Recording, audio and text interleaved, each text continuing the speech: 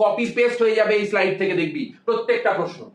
তেমন ভাবে তোদের প্র্যাকটিস করিয়ে দেবো, তোদের মনে হবে আমি যেন কোশ্চেন করাচ্ছি আর তোরা পরীক্ষার হলে বসে ওইখানেই কোশ্চেন করছিস। চ্যালেঞ্জ দিয়ে দিলাম যে তোরা এই ভিডিওটা যদি পুরোটা একবার দেখে নিস তাহলে তোদের প্রত্যেকটা কোশ্চেন পরীক্ষায় কমন থাকবে। নমস্কার বন্ধুরা, তোমাদের সবাইকে অনেক অনেক অনেক স্বাগত তোমাদের নিজস্ব চ্যানেল বার টপার্স ল্যাবের ভেতরে। আমি তোমাদের মেন্টর সৌম্যদা আবার একটা কিন্তু পুরো ফাটাফাটি ভিডিও নিয়ে তোমাদের জন্য চলে এসেছি, এবং এইটা সম্পূর্ণ একটা নতুন ভিডিও, এবং সম্পূর্ণ এই ভিডিওটার মধ্যে আমরা পুরো সেকেন্ড সামেটিভের যে সিলেবাসটা রয়েছে জনন, বংশগতি, অভিযোজন, অভিব্যক্তি সব কটার প্রশ্ন কিন্তু 100টা সিলেবাসে কমন করব, এবং প্রত্যেকটা জিনিস প্র্যাকটিস করার মাধ্যমে আমাদের হাতের মুঠোয় নিয়ে আসবো, যাতে একটা নাম্বারও আমাদের হাতের ভেতর থেকে ফসকাতে না পারে। সেই জন্য ভিডিওটার মধ্যে যদি প্রথম থেকে শেষ অবধি তোমরা টিকে থাকো, তোমরা যদি লড়াই করে যাও, তোমাদেরকে কেউ আটকাতে পারবে না, এটা আমি দাবি করে তোদের কাছে বলে দিলাম, তোদের কাছে আমি চ্যালেঞ্জ দিয়ে দিলাম যে তোরা এই ভিডিওটা যদি পুরোটা একবার দেখে নিস তাহলে তোদের প্রত্যেকটা কোশ্চেন পরীক্ষায় কমন থাকবে, এবং এখানে আমি যেভাবে আলোচনা করে দেবো সেইভাবে যদি জিনিসগুলোকে নোট ডাউন করে নিস তারপরে চুটকিতে অ্যান্সার হবে, পুরো পান্তা ভাতের মতো আমরা নুন লঙ্কা কামড়ে অ্যান্সার করে দেবো, কোনো জিনিস আমাদের আটকাবে না। এবং ভয় নয়, বাজি মাত করার জন্য চলো আর সময় নষ্ট না করে শুরু করা যাক। প্রথমেই আমাদের এমসিকিউ অনেকগুলো রয়েছে, সেগুলো আমরা প্র্যাকটিস করব, এবং এখানে আমি জিনিস বলবো, বোঝাবো, এবং তার সঙ্গে সঙ্গে প্রচুর পরিমাণে কোশ্চেন প্র্যাকটিস করব, যাতে তোমাদের প্রিপারেশন হয়ে যায় পুরো ডমিনেশনের মতো, যাতে তোমাদের প্রিপারেশনের আগে কারুর প্রিপারেশন না থাকে, তোমরা যাতে টপ মোস্টে থাকো। তো প্রথম এখানে প্রশ্ন বলা হচ্ছে খণ্ডীভবন প্রক্রিয়ায় জনন সম্পন্ন করে কোনটি? খণ্ডীভবন প্রক্রিয়ায় আমরা বারবার পড়েছি যে সেখানে আমরা দেখতে পাবো যে স্পাইরোগাইটা নামক একটা উদ্ভিদ রয়েছে, সেই উদ্ভিদটি খণ্ডীভবন প্রক্রিয়ার মাধ্যমে নিজেদের জনন প্রক্রিয়াকে সম্পন্ন করে থাকে। এটা হলো অযৌন জননের একটা প্রক্রিয়া। তারপরের প্রশ্নে চলে আসি, কন্দের মাধ্যমে অঙ্গজ জনন সম্পন্ন করে নিচের কোনটি? তাহলে এখানে কন্দ বা বাল্ব, এই যখনই বাল্ব কথাটা দেখবে তখনই মাথায় একটা জিনিস সঙ্গে সঙ্গে নিয়ে চলে আসবে যে বাল্ব মানে আসলে কি রকম দেখতে হবে দাদা? বাল্ব মানে আমরা ছোটবেলায় আগে কাঁচের বাল্ব এইরকম দেখতাম না, এইরকম দেখতে হতো কাঁচের বাল্বগুলো। এবার এটা কাদের মতো দেখতে? চন্দ্রমল্লিকার মতো দেখতে? না। আদার মতো দেখতে? না। আলুর মতো দেখতে? না। তাহলে কিসের মতো দেখতে? পেঁয়াজের মতো দেখতে। তারপরে চলে আয়, সপুষ্পক উদ্ভিদে দিনেশেকের পর নির্মিত নিউক্লিয়াসটি কিসে পরিণত হয়? বারবার আলোচনা করেছিলাম যে আমাদের এই যে উদ্ভিদের মধ্যে ভ্রূণস্থলী রয়েছে, সেই ভ্রূণস্থলীর মধ্যে উপরের দিকে সাইনার্জিস কোষ আছে এবং মাঝখানে একটা ডিম্বাণু রয়েছে। এই হলো দুটো সাইনার্জিস কোষ, আর মাঝখানে থাকে একটা ছোট্ট ডিম্বাণু। মাঝে রয়েছে হলো নির্মিত নিউক্লিয়াস, আর নিচের দিকে রয়েছে হলো ফুলের তোড়ার মতো একটা 3টে কোষ বিশিষ্ট দেখা যাচ্ছে প্রতিপাদ কোষ সমষ্টি। এবারে এই যে নির্মিত নিউক্লিয়াস আছে, এই নির্মিত নিউক্লিয়াসটা যখন একটা পুংগ্যামেটের দ্বারা নিষিক্ত হচ্ছে তখন সেটা কিসে পরিণত হয়ে যাচ্ছে? ফলে পরিণত হয়ে যাচ্ছে? না। ভ্রূণে? না। বীজে? না। শস্যতে রূপান্তরিত হয়ে যাচ্ছে। সেই জন্য আমরা বলেছিলাম না যে পরবর্তীকালে নির্মিত নিউক্লিয়াস থেকে যে গঠনটা তৈরি হচ্ছে সেটা 3N। 3N মানে কিসের গঠন? 3N মানে হলো শস্যের গঠন। ঠিক আছে, তারপরের প্রশ্নে চলে আয়, উদ্ভিদের গ্রাফটিং বা কলম করার সময় যে অংশটি মাটিতে থাকে সেটিকে আমরা কি বলি? উদ্ভিদের গ্রাফটিং বা কলম তৈরি করার সময় কোন অংশটা মাটির মধ্যে থাকে? শিয়ন থাকে? না। ক্যালাস থাকে? এক্সপ্ল্যান্ট থাকে? না। মাটির সঙ্গে যে অংশটা যুক্ত থাকে সেটাকে আমরা কি বলি? সেটাকে আমরা বলি স্টক। তারপরের প্রশ্নে চলে আয়, দেখছিস তো পুরো ধোঁয়া লাগানোর মতো, পুরো আগুন লাগানোর মতো কাঁপিয়ে আমরা প্রশ্ন করে বেরিয়ে যাবো, এবং প্রত্যেকটা প্রশ্ন তোদের কমন, প্রত্যেকটা প্রশ্ন তোরা পারবি। বারবার প্র্যাকটিস কেন করাচ্ছি? যাতে তোরা কোনো কনসেপ্ট ভুলে না যাস। একদম এক্সামের শেষ দিন পর্যন্ত তোদের পাশে থাকবো, এবং এমন ভাবে তোদের প্র্যাকটিস করিয়ে দেবো, তোদের মনে হবে আমি যেন কোশ্চেন করাচ্ছি আর তোরা পরীক্ষার হলে বসে ওইখানেই কোশ্চেন করছিস। সব দেখবি কমন থাকবে, একটা জিনিসও বাদ যাবে না, পুরো কপি পেস্ট হয়ে যাবে এই স্লাইড থেকে, দেখবি প্রত্যেকটা প্রশ্ন। তারপরে চলে আয়, 5 নম্বরে বলা হচ্ছে একটি সংকর লম্বা ও একটি বিশুদ্ধ লম্বা মটর গাছের সংকরায়নে লম্বা গাছ হওয়ার সম্ভাবনা কত? তাহলে আমরা ঝট করে লিখে ফেলি ছোট্ট করে। এখানে বলেছে সংকর লম্বা আর বিশুদ্ধ লম্বা, এদের দুজনের মধ্যে যদি আমি সংকরায়ন করি, বলেছে শুধু লম্বা গাছ উৎপন্ন হওয়ার সম্ভাবনা কত? শুধু লম্বা গাছ মানে আমি সংকরটাকেও ধরতে পারি, আমি বিশুদ্ধটাকেও ধরতে পারি। তাহলে এখান থেকে কি তৈরি হয়ে যাচ্ছে? এখান থেকে বিশুদ্ধ লম্বা তৈরি হয়ে যাচ্ছে 50%, আর আমার কাছে তৈরি হয়ে যাচ্ছে সংকর লম্বা কত? 50%। কিন্তু আমার কাছে তো বলেছে শুধু লম্বা, মানে এটাও ধরবো এটাও ধরবো, তাহলে কত পার্সেন্ট হয়ে গেল? তাহলে হয়ে গেল 100%, যেমন তোমাদের নাম্বার উঠবে 100% পুরো। তারপরে চলে আয়, মানুষের অটোসোম বাহিত একটি প্রচ্ছন্ন জিনগত রোগ হলো রাতকানা? একদম নয়। বর্ণান্ধতা? এটা তো দাদা এক্স ক্রোমোসোম সংযোজিত রোগ। হিমোফিলিয়া? এটাও তো দাদা এক্স ক্রোমোসোম সংযোজিত রোগ। তাহলে কি হবে? তাহলে হয়ে যাবে থ্যালাসেমিয়া। আমরা পড়েছিলাম না যে 11 নাম্বার এবং 16 নাম্বার যে অটোসোম আছে তাদের ত্রুটির ফলে বা তাদের মিউটেশনের ফলে কিন্তু আমাদের দেহের ভেতরে রক্তাল্পতা নামক এক ধরনের বা অ্যানিমিয়া নামক এক ধরনের রোগ সৃষ্টি হচ্ছে অটোজোমাল, সেটাকেই আমরা বলে থাকি থ্যালাসেমিয়া। তারপরের প্রশ্নে চলে আয়, অর্জিত বৈশিষ্ট্যের বংশানুসরণ মতবাদটির প্রভাবটা কে? আমরা পড়েছিলাম না দাদা? একটুখানি যদি রিক্যাপ করে দেখি তাহলে যতদূর মনে পড়ছে আমাদের দাদা, তাহলে সেটা হয়ে যাবে কি? ডারউইন একদম নয়, হুগো দ্য ভ্রিস একদম নয়, ওয়াইজম্যান একদম নয়, কি হয়ে যাবে? ল্যামার্ক। ল্যামার্ক বলেছিলেন না যে একবার কোনো একটা বৈশিষ্ট্য যদি কোনো একটা বংশের মধ্যে অর্জন হয় তাহলে সেটা পরের জেনারেশনে পাস হয়ে যাচ্ছে, সেটা পরের যে জেনারেশনেও কিন্তু অনুসরণ করে সেটা যাচ্ছে, সেই জন্যই এটাকে আমরা বলে থাকি অর্জিত বৈশিষ্ট্যের বংশানুসরণ, যেটা আমরা জিরাফের লম্বা গলার মধ্যে দেখতে পেয়েছিলাম। তারপরের প্রশ্নে চলে আয়, তিমির ফ্লিপার এবং পাখির ডানা হলো, তিমির ফ্লিপার কি পড়েছিলাম এবং পাখির ডানা আমরা কি পড়েছিলাম? দুটো কি একই কাজ করে? দুটো একই কাজ কি করছে? না। যেহেতু দুটো এক কাজ করছে না, তার মানে আমরা প্রতিস্থাপিত অঙ্গও ধরবো না, নিষ্ক্রিয় অঙ্গও ধরবো না। যেহেতু এক কাজও করছে না, সেই জন্য আমরা সমবৃত্তীয় ধরবো না। আমরা কি ধরবো? আমরা এটাকে সমস্ত ধরবো। কেন? কারণ সবসময় একটা শর্ট ট্রিক বলে দিচ্ছি, এটাকে মনে রাখা, যখনই দেখবে দুটো অঙ্গ দিয়ে দিয়েছে এবং দুটো অঙ্গ এক কাজ করছে না, তার মানে সেটা হয়ে গেল সমস্ত। আর যখনই দেখবে দুটো অঙ্গ দেওয়া রয়েছে এবং দুটো অঙ্গই একই কাজ করছে, তখনই সেটাকে আমরা বলবো সমবৃত্তীয় অঙ্গ। আর এখানে কি বলেছে? তিমির ফ্লিপার, পাখির ডানা। তিমির ফ্লিপার জলে সাঁতার কাটতে সাহায্য করে, পাখির ডানা উঠতে সাহায্য করে। দুটোর কাজ তো বাবা এক নয়, তাহলে সেটা কি হয়ে যাবে? তাহলে সেটা হয়ে যাবে সমস্ত অঙ্গ। কেন? তাদের উৎপত্তি এবং প্রাথমিক যে গঠনগত দিকটা, সেই গঠনগত দিকটা সম্পূর্ণ এক ধরনের। হিউমেরাস, রেডিয়াস, আলনা, কার্পাল, মেটাকার্পাল, ফ্যালাঞ্জেস, এই সমস্ত প্রাথমিক গঠন আমরা দুজনের মধ্যেই দেখতে পাচ্ছি। তারপরের প্রশ্নে চলে, ক্যাকটাসের পাতা কোন অঙ্গে রূপান্তরিত হয়েছে? আকর্ষতে? না, একদমই না, আমরা তো আকর্ষ দেখতেই পাই না। পত্রকন্দ? কোনোটাই না, এসে কিচ্ছু হবে না। কাঁটা? কি হবে? কাঁটা। কেন? কারণ বাষ্পমোচন রোধ করার জন্য কোনো একটা উদ্ভিদের মধ্যে যদি এত বড় বড় পাতা এরকম ছেটিয়ে বসে থাকে, তাহলে কি সে তো বাঁচেই থাকতে পারবে না মরু অঞ্চলের মধ্যে। সেই জন্য পাতাগুলো কি করেছে? কাঁটায় রূপান্তরিত করে দিয়েছে, যাতে বাষ্পমোচনই না হতে পারে, কোনো ধরনের আর না থাকবে বাঁশ, না বাঁচবে বাঁশুড়ি, এরকম একটা ব্যাপার। সেই জন্য পাতা হটাও আর উদ্ভিদ বাঁচাও, এইরকম একটা ব্যাপার ক্যাকটাসের মধ্যে আমরা দেখতে পাচ্ছি। তারপরের প্রশ্নে চলে, পায়রার বায়ুথলিতে মানে বায়ুথলির সংখ্যা কয়টি? আমরা বারবার পড়েছিলাম যে জোড় সংখ্যায় কটা আছে? জোড় সংখ্যায় আছে 4টে বায়ুথলি, আর বিজোড়ে কটা আছে? একটা বায়ুথলি। জোড়ের মধ্যে আমরা কি কি পড়েছিলাম একটু রিভাইজ করে নিই। একটা অগ্রবর্তী পড়েছিলাম, পশ্চাৎবর্তী পড়েছিলাম, উদরদেশীয় পড়েছিলাম, গ্রীবাদেশীয় পড়েছিলাম। এই 4টে হয়ে গেল। জোড়ে রয়েছে মানে দুটো দুটো করে রয়েছে, তাহলে কত হয়ে গেল? 4 দুগুণে 8 হয়ে গেল। আর একটা মাত্র রয়েছে বিজোড় সংখ্যা, সেটা কি? সেটা হলো ক্লভিকল অন্তর্বর্তী বায়ুথলি। তাহলে 8 আর 1 কত হলো? 9 হলো না? তাহলে কি বললাম? 9টাই তো বায়ুথলি একদম। তারপরে চলে আয়, জাইগোট থেকে ভ্রূণ সৃষ্টির সময় কোন প্রকার কোষ বিভাজন ঘটে থাকে? ভালো করে বুঝবি। জাইগোট থেকে ভ্রূণ হচ্ছে, জাইগোট থেকে ভ্রূণ হচ্ছে মানে হলো দেহ কোষ বিভাজিত হচ্ছে। এবার যখনই দেখবি দেহকোষ বিভাজনের ঘটনা আসছে, তার মানে পুরো চোখ কান বন্ধ করে যেখানেই দেখতে পাবি মাইটোসিস, সেখানেই মাইটোসিস মেরে দিয়ে বেরিয়ে যাবে। একদম শিওর শর্ট অ্যান্সার, একটা নাম্বার তোদের কেউ কাটতে পারবে না। তারপরে 12 নম্বর প্রশ্নে চলে আয়, মেন্ডেলের এক সংকর জননের টেস্ট ক্রসের অনুপাত কত? মেন্ডেলের এক সংকর জননের ক্ষেত্রে আমরা যদি টেস্ট ক্রসের অনুপাত ধরি তাহলে কি হয়ে যাবে? পড়িয়েছিলাম না একটা কোশ্চেন 1:1। কিভাবে? না এখানে ধর আমার কাছে ক্যাপিটাল টি স্মল টি রয়েছে, আর আমি টেস্ট ক্রস মানে হলো স্মল টি দিয়ে একটা ক্রস করাচ্ছি। তাহলে এখান থেকে আমি কি কি পাবো? একটা পাবো ক্যাপিটাল টি স্মল টি, আর একটা পাবো স্মল টি। এই দুটো উদ্ভিদই তো পাবো আমি। তাহলে কত অনুপাতে রয়েছে? 1:1 অনুপাতে রয়েছে এরা দুজনেই। তাহলে উত্তর হয়ে যাবে 1:1। একদম পুরো একদম আমরা কাঁপিয়ে দিয়ে বেরিয়ে যাব। তারপরে চলে আয়, রাজকীয় হিমোফিলিয়া মানে হিমোফিলিয়া এ যেটাকে আমরা বলছি, সেটা কোন ফ্যাক্টরের অভাবের কারণে হয়ে থাকে? এবার এই প্রশ্নটায় এখানে একটা গন্ডগোল দেওয়া হয়েছে। সেখানে কি হয়ে গেছে? এই যে রাজকীয় হিমোফিলিয়া, এখানে যেখান থেকে কোশ্চেনটা নেওয়া হয়েছে সেটা এখনো আপডেট করেনি, সেই জন্য এটা হিমোফিলিয়া এ হবে না, এটা কি হয়ে যাবে? এটা হয়ে যাবে হিমোফিলিয়া বি।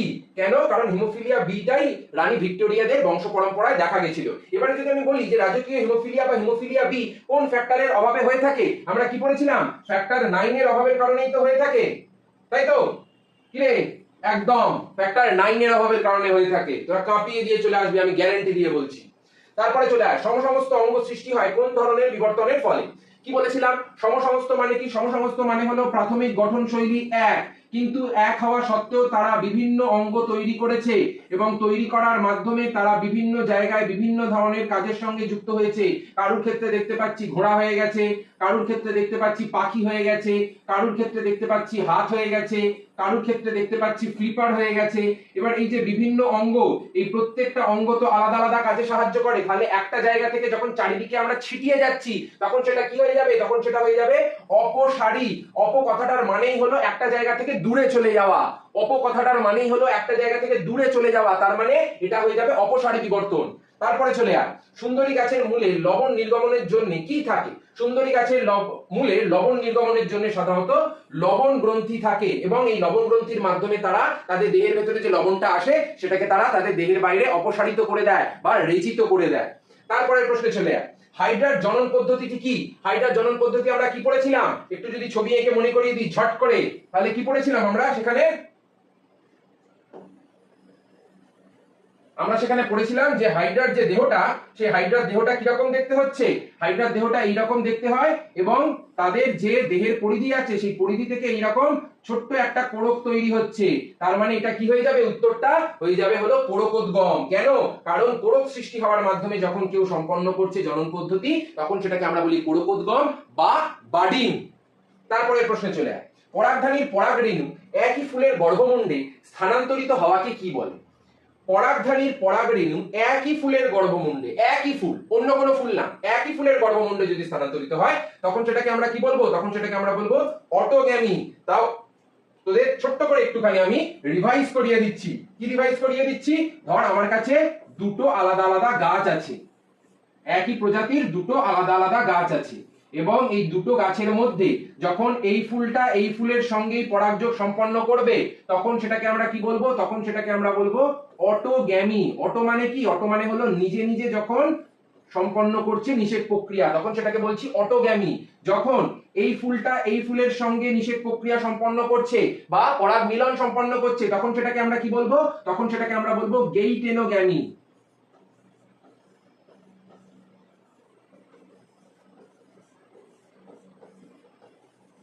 আর যখন এই ফুলটা এই ফুলের সঙ্গে পরাগযোগ সম্পন্ন করছে তখন সেটাকে কি বলবো? তখন সেটাকে বলবো জেনোগ্যামি অথবা কি বলেছিলাম আরেকটা নাম মনে কর, ঝটপট ঝটপট মনে কর, আমার লেখার আগে মনে করে ফেলতে হবে। জেনোগ্যামি অথবা অ্যালোগ্যামি। জেনোগ্যামি অথবা অ্যালোগ্যামি, এই দুটো নামই কিন্তু আমরা তখন বলে থাকি যখন দুটো আলাদা আলাদা ফুলের মধ্যে পরাগযোগ সম্পন্ন হচ্ছে।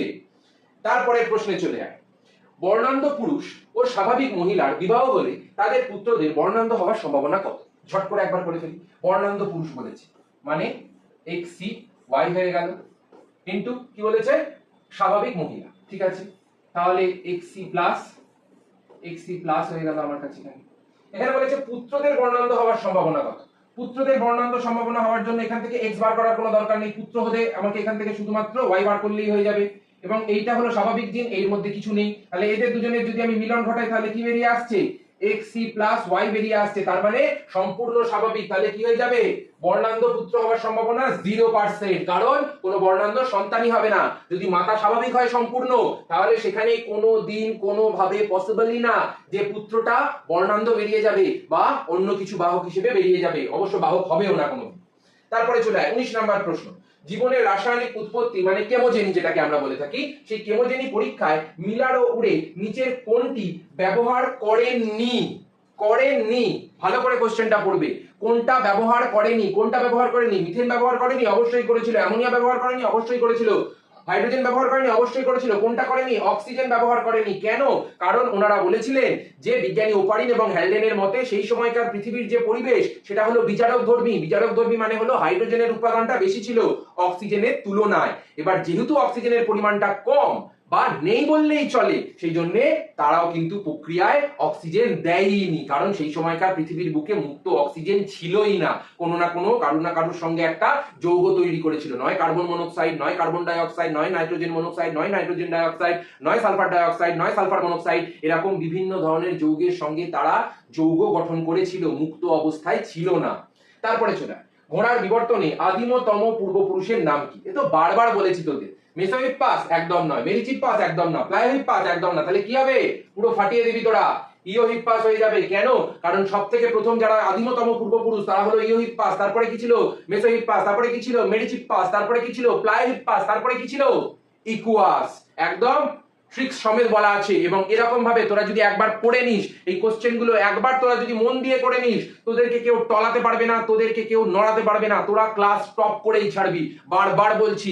এবং শর্ট কোশ্চেনে তোদের মাধ্যমিকে বল, সেকেন্ড সামিটিভে বল, একটা বড় ওয়েটেজ থাকে এবং এই ওয়েটেজে যদি 1 নাম্বার 2 নাম্বার 3 নাম্বার 4 নাম্বারও মার খেয়ে যাও তাহলেও কিন্তু তুমি লক্ষ্যচ্যুত হয়ে যাবে, সেখানে নাম্বার তোমার কমে যাবে। যাতে একটা নাম্বারও না কমে সেই জন্য আমি প্রচুর প্রচুর পরিমাণে তোদের কোশ্চেন প্র্যাকটিস করাচ্ছি, যাতে সব ধরনের কোশ্চেনের সাথে পরিচিতি থাকে, সব ধরনের কোশ্চেন তোরা পুরো একদম মনে হয় যেন দাদার ক্লাস থেকেই করে যাচ্ছি, আর ওখানে গিয়ে যেন মনে হয় দাদাই প্রশ্ন করেছে, এমন ভাবে তোদেরকে আমি পড়িয়ে দেবো। সেজন্য বিশ্বাস রেখে যদি একবার এগিয়ে যাস তোরা হাতে নাতে এই 27 ফল পেয়ে যাবি।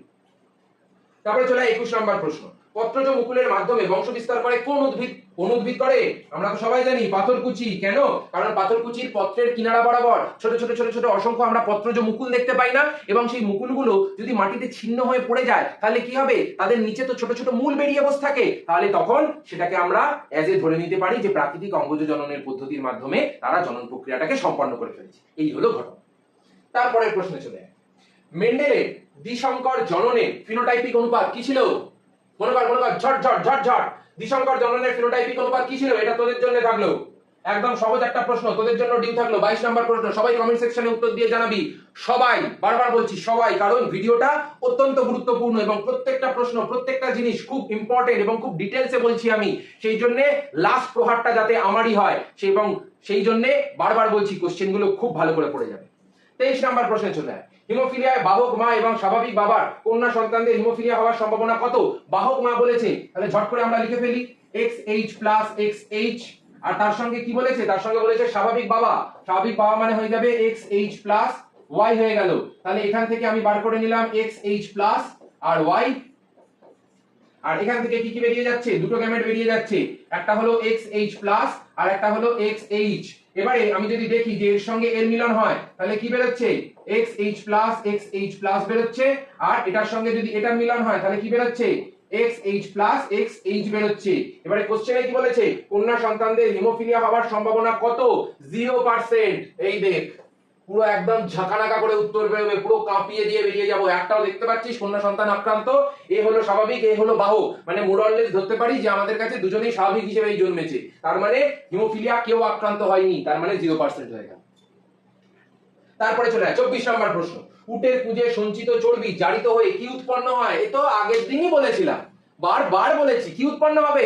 চর্বি যদি জারিত হয় মানে চর্বিটা কি? চর্বিটা তো ফ্যাট। ফ্যাট যদি জারিত হয় শ্বসন বস্তু রূপে তাহলে কি উৎপন্ন হবে? জল উৎপন্ন হবে। এবং দীর্ঘদিন পর্যন্ত যদি উট জল না খেয়ে থাকে তাহলে দেখা যায় সেই যে কুঁজ, সেই কুঁজটা ধীরে ধীরে ছোট হয়ে যায়। কেন? কারণ কুঁজের ভেতরে থাকা চর্বি তো জারিত হয়ে যাচ্ছে, কুঁজের ভেতরে চর্বি তো নষ্ট হয়ে যাচ্ছে, এবং সেটা যদি জারিত হয়ে খরচা হয়ে যায় তাহলে আর কুঁজ ফোলা হয়ে থাকবে কি করে? কোনোভাবেই ফোলা থাকতে পারবে না, সেজন্য কুঁজ ধীরে ধীরে ধীরে ধীরে ছোট হয়ে যাচ্ছে। এইটাই হলো ঘটনা। তারপরের প্রশ্নে চলে আয় 25 নাম্বার। রুই মাছের পটকার কোন অংশ গ্যাস শোষণ করে নেয়? কোন অংশ গ্যাস শোষণ করে নেয়? আমরা বারবার পড়েছিলাম রুই মাছের পটকাটা দেখতে কি রকম হয়? এইরকম দেখতে হয় না? এবারে পটকার আমরা যে পশ্চাৎ প্রকোষ্ঠ সেখানে কি দেখেছিলাম? এইরকম রক্তজালকের মতো কিছু গঠন থাকে, এবং সেই রক্তজালকের মতো গঠনটাকে আমরা কি নাম দিয়েছিলাম? রেটিয়া মিরাবিলিয়া। এবং সেটাই কিন্তু পশ্চাৎ প্রকোষ্ঠে গ্যাস আসা মাত্রই শোষণ করে নিচ্ছে, সেই জন্য গ্যাস শোষণ করে নেয় হলো রেটিয়া মিরাবিলিয়া। তারপরের প্রশ্ন চলে, এবারে আমরা পড়বো হলো সত্য মিথ্যা নির্বাচন। তোরা বুকে হাত রেখে বলতো, আমার মতো এত প্রশ্ন কেউ করিয়ে দেবে? সুপার মক করাচ্ছি, অ্যাটম বম করাচ্ছি, সুপার 100 করাচ্ছি ম্যারাথনে, এত প্রশ্ন করিয়ে দিচ্ছি, তারপরে তোদের আর কোনো প্রশ্ন বাকি থাকবে না। সব প্রশ্ন দেখে মনে হবে যেন দাদার ক্লাস থেকেই এসছে, কোনো প্রশ্ন তোদের বাদ যাবে না। এবং এই যে সুপার 100, এটা super mock plus atom bomb দুটোর একটা কম্বিনেশন, যেখানে আমরা প্রচুর পরিমাণে প্রশ্ন প্র্যাকটিস করব। সুপার মকে তো আমরা 30টা 40টা করে প্রশ্ন প্র্যাকটিস করছিলাম যখন নতুন নতুন টপিকগুলো শিখছি, অ্যাটম বমের মধ্যে আমরা উত্তর সমেত টপিকগুলো পড়ছি, এবং সুপার 100 এর মধ্যে আমরা দুটোর কম্বিনেশনে একসাথে সব পুরো কাঁপিয়ে বেরিয়ে যাচ্ছি। মাথায় রাখবি সব সময়। সত্য মিথ্যার মধ্যে কি বলেছে? স্পাইরোগাইরা রেণুর সাহায্যে জনন সম্পন্ন করে? একদম নয়, সম্পূর্ণ মিথ্যা। স্পাইরোগাইরা খন্ডি ভবন প্রক্রিয়ার সাহায্যে জনন সম্পন্ন করে থাকে, আমরা বারবার পড়ে এসেছি। তারপরে চলে আয়, মাইটোসিস বিভাজনকে হ্রাস বিভাজন বলা হয়? একদম নয়। মাইটোসিস বিভাজনকে আমরা কি বলি? মাইটোসিস বিভাজনকে আমরা সমবিভাজন বলি। তাহলে মনে হতে পারে যে দাদা তাহলে হ্রাস বিভাজনটা কাকে বলে? হ্রাস বিভাজন আমরা কাকে বলি? হ্রাস বিভাজন আমরা মিয়োসিসকে বলে থাকি। হ্রাস বিভাজন আমরা মিওসিসকে বলে থাকি। কেন? কারণ মিওসিসের ক্ষেত্রে দেখা যাচ্ছে যে 2n সংখ্যক একটা ডিপ্লয়েড কোষ সেটা যখন প্রথমবার বিভাজিত হচ্ছে তখনই সেটা হয়ে যাচ্ছে n সংখ্যক, এবং পরবর্তীকালে সেই n সংখ্যক কোষ থেকে যখন আবার বিভাজন প্রক্রিয়া সম্পন্ন হচ্ছে তখন সেখানে দেখা যাচ্ছে সমবিভাজন। কিন্তু যখনই মাথায় রাখবে সমবিভাজনের কথা জিজ্ঞাসা করেছে তার মানেই বলতে হবে আমাদের মাইটোসিস, আর যখনই হ্রাস বিভাজনের কথা জিজ্ঞাসা করেছে তখনই আমাদের বলতে হবে মিওসিস। মাথায় রাখবে, একদম ভুললে চলবে না। তারপরে প্রশ্নে চলে আয়, সপুষ্পক উদ্ভিদের ডিম্বক নিষেকের পর বীজে পরিণত হয়, তাই তো? সপুষ্পক উদ্ভিদের ডিম্বক নিষেকের পর বীজেই তো পরিণত হয়, একদম ট্রু, সম্পূর্ণ ট্রু। নিষেকের পর বীজেই পরিণত হয়। মেন্ডেল মটর গাছের 7 জোড়া বিপরীতধর্মী বৈশিষ্ট্য নিয়ে পরীক্ষা নিরীক্ষা করেছিলেন, একদম ট্রু, একদম সত্য। 14টা টোটাল বৈশিষ্ট্য ছিল সেখানে। ফুলের অবস্থান, কাণ্ডের দৈর্ঘ্য, বীজের আকার, বীজপত্রের বর্ণ, সব ধরনের এরকম 7 জোড়া বিপরীতধর্মী বৈশিষ্ট্য নিয়ে পরীক্ষা নিরীক্ষা করেছিলেন। এবং তোমাদের এইবারের পরীক্ষার জন্য 7 জোড়া যে পার্টিকুলার বিপরীতধর্মী ছক করে বৈশিষ্ট্যগুলো আছে সেগুলো কিন্তু আমি ক্লাসে করিয়ে দিয়েছি। এটা কিন্তু এইবারের জন্য অত্যন্ত ইম্পর্টেন্ট, বারবার বলে দিচ্ছি, অত্যন্ত ইম্পর্টেন্ট। যে কোশ্চেনটা বললাম সেটা যদি একবার করে যাও তাহলে কিন্তু অবশ্যই কোনো না কোনো পরীক্ষায় তোমরা কমন পাবে, সেটা ছোট হোক, বড় হোক, মেজো হোক, সেজো হোক, বড়দা হোক, যাই হোক না কেন তোমরা কমন পাবে। তারপরে চলে আয় 30 নম্বর প্রশ্ন। অ্যালিল হলো জিনের বিকল্প রূপ, একদম সত্য। জিনের বিকল্প রূপই তো হলো অ্যালিল। তারপরের প্রশ্নে কি বলা হচ্ছে, হিমোফিলিয়া একটি ওয়াইলিং রোগ। ধুর স্যার, এসব কি বলছে? ধুর দাদা, এসব কি বলছে? এই ওয়াইলিং রোগ নাকি? এতে এক্স লিঙ্ক রোগ। তাহলে কি হয়ে যাবে? সম্পূর্ণ ফলস হয়ে যাবে। তারপরে চলে আয়, ল্যামার্কের মতে ব্যবহারের ফলে অঙ্গ সবল এবং সুগঠিত হয়। সেটাই তো উনি বলেছিলেন অঙ্গের ব্যবহার এবং অব্যবহার সূত্রের মধ্যে। উনি কি বলেছিলেন যে কোনো একটা অঙ্গ আমরা যত বেশি পরিমাণে ব্যবহার করব, আমরা যত বেশি পরিমাণে সেটাকে সবল করার জন্য ইউজ করছি, যেমন আমাদের ব্রেন, আমরা এই যে এত প্র্যাকটিস করছি তার ফলে আমাদের ব্রেনের মধ্যে কোশ্চেন গুলো পুরো ছেপে যাচ্ছে যে এত প্রশ্ন এত প্রশ্ন, আমরা বারবার প্র্যাকটিস করছি এবং যতটুকু করিয়ে দিচ্ছি ততটুকু করো, তার বাইরে আর কিচ্ছু করার দরকার নেই। যা করাচ্ছি সেগুলোকে একদম ছাড়বি না। কেন? কারণ সেগুলো আসবেই আসবে। তোদের আমি বুক ঠুকে চ্যালেঞ্জ দিয়ে বলে দিলাম, যা করাচ্ছি এই স্লাইড থেকে দেখবি সেকেন্ড সামেটিভে তোদের কপি পেস্ট হয়ে গেছে, মিলিয়ে নিবি আমার কথা। এটা কি হয়ে যাবে? একদম সত্য কথা হয়ে যাবে। কেন? কারণ ল্যামার্ক তো ওই কথাটাই বলেছিলেন যে হ্যাঁ, ব্যবহার অব্যবহারের ফলে অঙ্গ সুগঠিত হয়ে যাবে। তারপরের প্রশ্নে চলে আয়, ডারউইনের মতে নতুন প্রজাতির উৎপত্তির কারণ হলো প্রকরণ বা ভেদ। একদম নয়। ডারউইন নতুন প্রজাতির উৎপত্তির কারণের জন্য বলেছিলেন প্রাকৃতিক নির্বাচন, উনি প্রকরণ বা ভেদের কথা উল্লেখই করতে পারেননি। তার মানে এটা হয়ে যাবে সম্পূর্ণ ফলস। ওনার ত্রুটির মধ্যেই আমরা পড়ি যে ডারউইন প্রকরণের কথা উল্লেখই করেননি। তারপরে প্রশ্নে চলে আয়, উটের লোহিত রক্তকণিকা গোলাকার হয়। একদম ভুল, সম্পূর্ণ ফলস। কি হবে? উটের লোহিত রক্তকণিকা ডিম্বাকার হয়। তার ফলে কি হয়? যখন জল অনেক দিন খাচ্ছে না তার ফলে রক্তটা ঘন হয়ে যাচ্ছে, তখন কিন্তু রক্ত জমাট বাঁধছে না। কেন? কারণ ডিম্বাকার তো স্রোত করে বেরিয়ে যাচ্ছে। সেই জন্য আমাদের এই টপিক গুলো ছোট ছোট করে ভালো করে মনে রাখতে হবে। মৌমাছিদের ওয়াগল নৃত্য দেখতে ইংরেজি 8 অক্ষরের মতো। একদম ঠিক, একদম সত্য। তারপরে 36 নম্বর প্রশ্নে চলে, প্লাজমোডিয়াম বহু বিভাজন পদ্ধতিতে জনন সম্পন্ন করে। এটাও একদম সত্য। আমরা পড়েছিলাম যে সাইজন দশার মাধ্যমে যে সাইজোগনি পদ্ধতি রয়েছে, সেই সাইজোগনি পদ্ধতির মাধ্যমে প্লাজমোডিয়াম অসংখ্য মেরোজয়েড তৈরি করছে এবং সেই মেরোজয়েড গুলোই দেহের মধ্যে বেরিয়ে এসে বহু বিভাজন প্রক্রিয়ায় সম্পন্ন হয়েছে। তারপরের প্রশ্নে চলে যায়, নিষেকের পর ডিম্বাশয় ফলে রূপান্তরিত হয়। নিষেকের পর ডিম্বাশয় সত্যিই তো ফলেই তো রূপান্তরিত হয়। একদম সত্য ঘটনা, নিষেকের পর ডিম্বাশয় ফলেই রূপান্তরিত হয়। তারপরের প্রশ্নে চলে যায়, মানুষের পুরুষদের ক্ষেত্রে যৌন ক্রোমোজোম হলো XX। পুরুষদের ক্ষেত্রে যৌন ক্রোমোজোম XX? ধুর স্যার, কি বলছেন? পুরুষদের ক্ষেত্রে যৌন ক্রোমোজোম হলো XY। তাহলে কি হয়ে যাবে? সম্পূর্ণ ফলস হয়ে যাবে। তারপরের প্রশ্নে চলে যায়, থ্যালাসেমিয়া রোগে রক্তাল্পতা দেখা যায়। একদম সঠিক। থ্যালাসেমিয়া রোগে আমরা তো রক্তাল্পতাই দেখতে পাই। কেন? কারণ সেখানে গ্লোবিন নামক যে প্রোটিনটা থাকে সেই গ্লোবিন প্রোটিনটা তৈরিই তো হচ্ছে না। আলফা এবং বিটা গ্লোবিন জিনের ত্রুটির ফলে যেহেতু গ্লোবিন প্রোটিন তৈরি হচ্ছে না, তার ফলে কি হচ্ছে? তার ফলে থ্যালাসেমিয়া দেখা যাচ্ছে। তারপরে লাস্ট পয়েন্টে চলে যায়, মাছের হৃৎপিণ্ডকে ভেনাস হৃৎপিণ্ড বলা হয়। একদম সত্য। এটা মনে রাখবি, মাছের যে হৃৎপিণ্ড সেটাকে ভেনাস হৃৎপিণ্ড বলা হয়। কেন?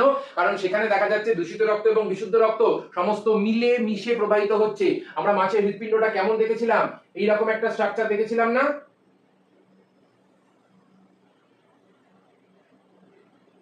এইরকম একটা স্ট্রাকচার দেখেছিলাম। এবার এখানে দেখা যাচ্ছে কি, উপরেরটা তো হলো নিলয় এবং নিচেরটা কি? নিচেরটা হলো অলিন্দ এবার যেহেতু এদের কোনো আলাদা করে কম্পার্টমেন্ট করে দেওয়া নেই, সেজন্য এদের মধ্যে কি হচ্ছে, যে পথ দিয়ে রক্ত ঢুকছে সেই পথ দিয়ে দূষিত রক্ত বিশুদ্ধ রক্ত সব মিশে যাচ্ছে, তারপরে দুদিকে বেরিয়ে যাচ্ছে তাদের দেহের মধ্যে সেটাকে পরিবাহিত করার জন্য। তাহলে আমরা বলতেই পারি যে মাছের যে হৃৎপিণ্ড সেটাকে আমরা বলে থাকি ভেনাস হৃৎপিণ্ড।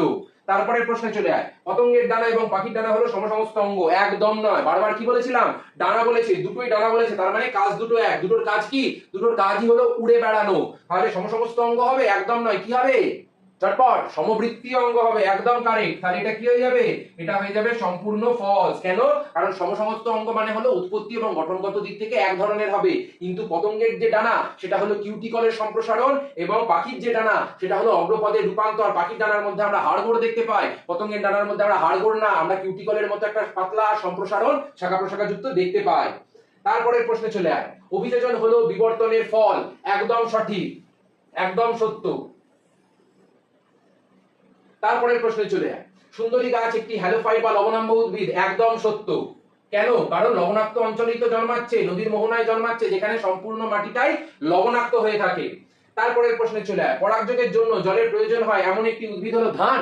একদম না, সম্পূর্ণ মিথ্যা। কি হয়ে যাবে, কি হয়ে যাবে, ঝটপট ঝটপট, পাতা শ্যাওলা আর পাতা ঝাঁঝি। পাতা শ্যাওলা আর কি হয়ে যাবে, পাতা ঝাঁঝি হয়ে যাবে। এরা দুজনেই কিন্তু জল পরাগী, মনে রাখতে হবে। কারেক্ট। তারপরের প্রশ্নে চলে আয়, মেন্ডেলের এক সংকর জননের জিনোটাইপ অনুপাত হলো 1:2:1। কি, মনে কর মনে কর, ঝটপট ঝটপট, মেন্ডেলের এক সংকর জননের জিনোটাইপ অনুপাত 1:2:1। একদম সত্য, একদম সত্য। কারণ কি, কারণ আমরা দেখেছিলাম যে সেখানে একটা ক্যাপিটাল টি ছিল, দুটো ক্যাপিটাল টি স্মল টি ছিল, আর একটা আমার কাছে স্মল টি ছিল। তাহলে 1:2:1, এটাই হলো এদের জিনোটাইপ অনুপাত। ভালো করে দেখে নেবে, এক সংকর বলেছে না দ্বিসংকর বলেছে। তাড়াহুড়ো করবে না, তাড়াহুড়ো করেছো তো পুরো গলা কাটা পড়েছো। তাড়াহুড়ো করলে পুরো গলা কাটা পড়ে যাবে। বারবার বলে দিচ্ছি, এই সমস্ত পয়েন্টগুলো যদি মনে রাখো, তোমাদের এক্সাম হলে কেউ টলাতে পারবে না। তারপরের প্রশ্নে চলে আয়, অটোজোম বাহিত রোগে পুরুষ এবং মহিলা সমানভাবে আক্রান্ত হতে পারে। অবশ্যই হতে পারে, 100% হতে পারে। কেন, কারণ সেই অটোজোমটা মানে দেহ ক্রোমোজোম, আমাদের মধ্যেও যেটা রয়েছে মহিলার মধ্যেও তো সেটাই আছে। আমার মধ্যে 11 নম্বর ক্রোমোজোম আছে, কোনো একটা মেয়ের দেহের মধ্যেও 11 নম্বর ক্রোমোজোম আছে, আমার দেহের ভেতরেও 16 নম্বর ক্রোমোজোম আছে, সেই মহিলাটার দেহের ভেতরেও 16 নম্বর ক্রোমোজোম আছে। তাহলে এই যে ক্রোমোজোম গুলো 1 থেকে 22 পর্যন্ত সবকটা ক্রোমোজোমই আমার এবং মহিলাটার মধ্যে সমান সমান রয়েছে, একই ধরনের রয়েছে। শুধু 23 নাম্বার ক্রোমোজোমটাই গিয়ে কি হয়ে যাচ্ছে, আমার ক্ষেত্রে XY হয়ে যাচ্ছে, মহিলাটার ক্ষেত্রে XX হয়ে যাচ্ছে। সেজন্যই মহিলাটা হয়ে যাচ্ছে মহিলা আর আমি হয়ে যাচ্ছি পুরুষ বা ছেলে। তাহলে এটা কি হয়ে যাবে, অবশ্যই সম্পূর্ণ সত্য হয়ে যাবে। কারণ থ্যালাসেমিয়া আমরা দেখতে পাচ্ছি সেখানে মহিলারাও বাহক হচ্ছে, সেখানে পুরুষেরাও বাহক হচ্ছে, সেখানে কিন্তু কোনো ধরনের জেন্ডার বায়াসনেস নেই। তারপরের প্রশ্নে চলে যায়, ঘোড়ার বিবর্তনে পায়রার আঙুলের সংখ্যা, ঘোড়ার বিবর্তনে, মাথাটা গেছে, ঘোড়ার বিবর্তনে পায়ের আঙুলের সংখ্যা বৃদ্ধি পেয়েছে। সম্পূর্ণ মিথ্যা। কেন, কারণ আমরা সেখানে দেখেছিলাম যে শুধুমাত্র যে তৃতীয় যে আঙুলটা ছিল, সেই তৃতীয় আঙুলটাই দৈর্ঘ্য প্রস্থ এবং উচ্চতায় বৃদ্ধি পেয়েছে, এবং বাকি যে আঙুলগুলো ছিল সেই বাকি আঙুলগুলো কি হয়েছে, বাকি আঙুলগুলো বিলুপ্ত হয়ে গেছে, ফিউজড হয়ে গেছে।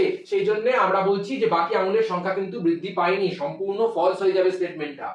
তারপরের প্রশ্নে চলে আসে, শিম্পাঞ্জিরা উই পোকা ধরার জন্য গাছের ডাল ব্যবহার করে। অবশ্যই, অবশ্যই। এবং এই গাছের ডালটাকে ওরা অ্যাজ এ কি হিসেবে ব্যবহার করে, ওরা অ্যাজ এ ফিশিং টুল হিসেবে ব্যবহার করে। ফিশিং টুল, ফিশিং টুল হিসেবে ব্যবহার করার মাধ্যমে তারা সেই খাদ্যটাকে সংগ্রহ করছে। তারপরের প্রশ্নে চলে আয়, দ্বিবিভাজন দেখা যায় অ্যামিবায়। অবশ্যই, একদম সত্য। আমরা পড়েছিলাম না সেখানে যে একটা অ্যামিবার যে জনিত্রী দেহ আছে, সেই জনিত্রী দেহটা দুটো আলাদা আলাদা অপত্য অ্যামিবায় বিভক্ত হয়ে যাচ্ছে দ্বিবিভাজিত হওয়ার মাধ্যমে। সেই প্রক্রিয়াটা কিন্তু আমরা দ্বিবিভাজন করেছিলাম, যেটা অঙ্গজ জননে অযৌন জননে একটা খুব গুরুত্বপূর্ণ প্রক্রিয়া। সেই জন্য এটা হয়ে যাবে সম্পূর্ণ সত্য। তারপরের প্রশ্নে চলে আয়, ইমাস্কুলেশন হলো উভলিঙ্গ ফুলের পুংকেশরের অপসারণ করা। ভালো করে বোঝ, ইমাস্কুলেশন হলো উভলিঙ্গ ফুলের পুংকেশর অপসারণ করা। একদম সত্য। কেন, কারণ ইমাস্কুলেশন মানে আমরা পড়েছিলাম পুরুষত্বহীনকরণ, মানে কোনো একটা ফুলকে সম্পূর্ণ স্ত্রী ফুলে আমরা কনভার্ট করে দিচ্ছি, যাতে সেই ফুলের মধ্যে শুধুমাত্র আমরা কি পরাগযোগ ঘটাতে পারি, আমরা একলিঙ্গ ইতর পরাগযোগ ঘটাতে পারি। ফুলগুলোকে একলিঙ্গ বানিয়ে দেওয়া হচ্ছে কোন স্তবকটাকে অপসারণ করার মাধ্যমে, পুং স্তবকটাকে বা পুং কেশরটাকে অপসারণ করার মাধ্যমে আমরা সেই ফুলটাকে উভলিঙ্গ থেকে একলিঙ্গ করে দিচ্ছি। সেই প্রক্রিয়াটাকেই আমরা বলে থাকি ইমাস্কুলেশন। তারপরের প্রশ্নে চলে যায়, এবারে আমরা পড়বো শূন্যস্থান পূরণ। এখানে কিন্তু আমি সব ধরনের প্রশ্ন রেখেছি এবং একবার তোরা যদি প্রথম থেকে শেষ অবধি করে নিস, তোদের কেউ টলাতে পারবে না, তোদের কেউ নড়াতে পারবে না।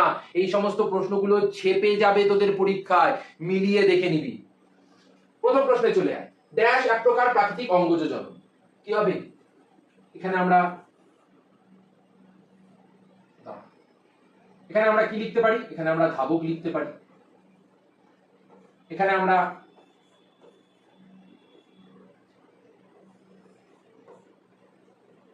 কি হচ্ছে এটা?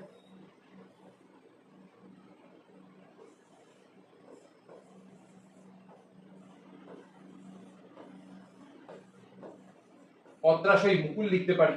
এগুলো হলো সমস্ত প্রাকৃতিক অঙ্গজ জননের প্রকারভেদ।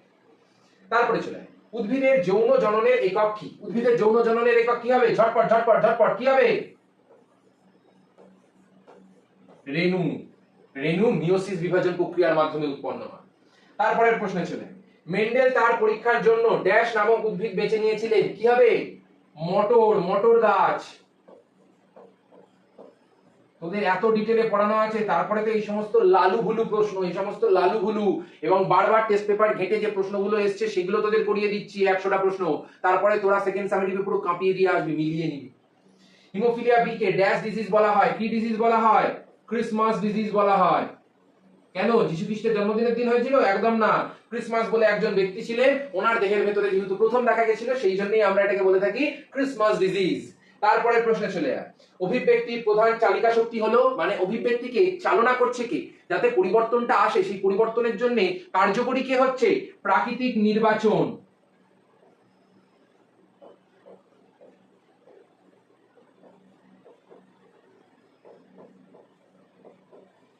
প্রাকৃতিক নির্বাচন, এবং এই প্রাকৃতিক নির্বাচন কার্যকরী আছে বলে তার ফলে কিন্তু অভিব্যক্তি সম্পন্ন হয়ে থাকে, সবসময় মাথায় রাখবে।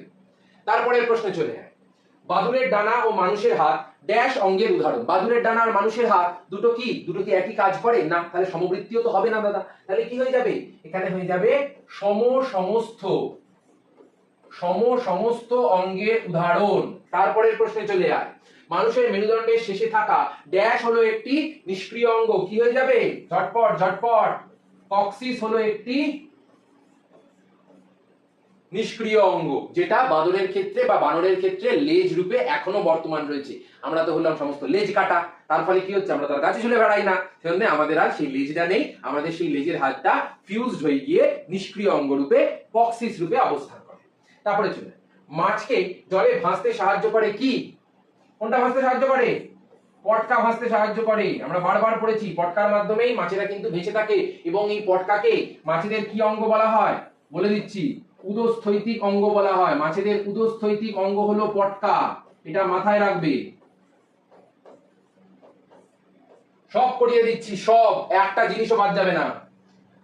উটের মূত্রে অধিক পরিমাণে ড্যাশ থাকে যা জল সংরক্ষণে সাহায্য করে। কি থাকে? উটের মূত্রে অধিক পরিমাণে ইউরিক অ্যাসিড থাকে।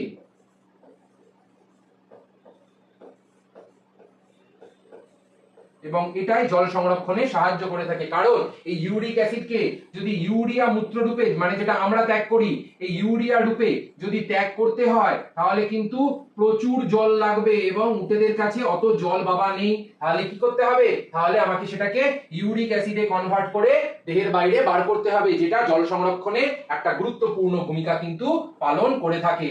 তারপরের প্রশ্নে চলে যায় পাইন গাছের পরাগরেণু ড্যাশ দ্বারা বাহিত হয়। কি হবে? এখানে এটাকে দেওয়া হয়নি, এটাকে বাদ দেওয়া হয়নি, এটা বায়ু হয়ে যাবে, এটা রয়ে গেছে। এটা আমারই উত্তর সমেত একটা জায়গা থেকে আমি তো কপি করেছি আগের থেকে, এই প্রথম দিকে তৈরি করেছিলাম, সেজন্য উত্তরটা রয়ে গেছে। তো এবারে তারপরের প্রশ্নে চলে যায় জাইগোট তৈরি হয় পুং ও স্ত্রী গ্যামেটের কিসের ফলে? নিষেকের ফলে। নিষেকের ফলে।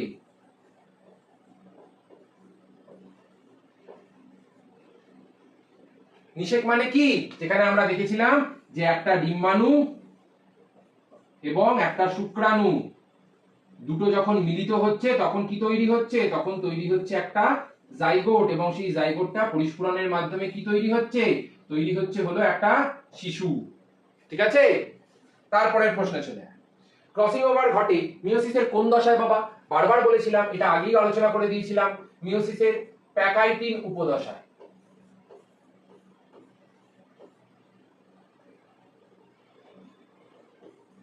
প্যাকাইটিন দশায় মাথায় রাখবে।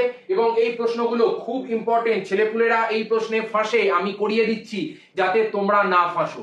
দাবি করে বলছি সব মিলিয়ে দেবো। মেন্ডেলের দ্বিতীয় সূত্রটি হলো কিসের সূত্র? স্বাধীন বিন্যাসের সূত্র।